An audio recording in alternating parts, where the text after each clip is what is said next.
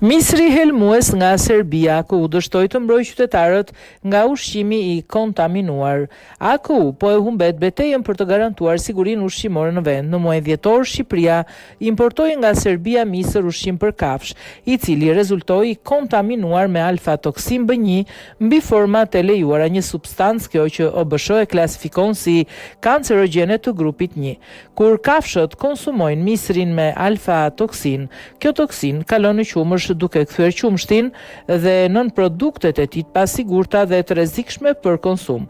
Në këtë rast, situata është kritike pasi alfa-toksina mbetet aty edhe pas zjerjes, pasterizimit apo përpunimit. Të thënë më thjesht, nxehtësia nuk e shkatëron këtë toksin.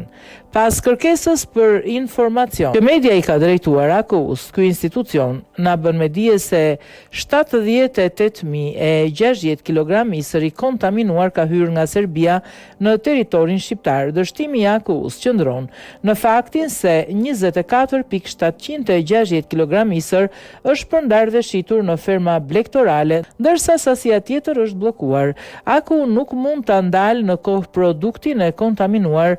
Disa nga pasojat e kësaj toksine në trupin e njeriut janë rritje të rrezikut për kancer të mëlçisë, dobësim të sistemit imunitar, efekte më të rënda tek fëmijët, pengesë në rritje dhe zhvillim, duke u nisur nga fakti që qytetarët kanë konsumuar produktet pasigurta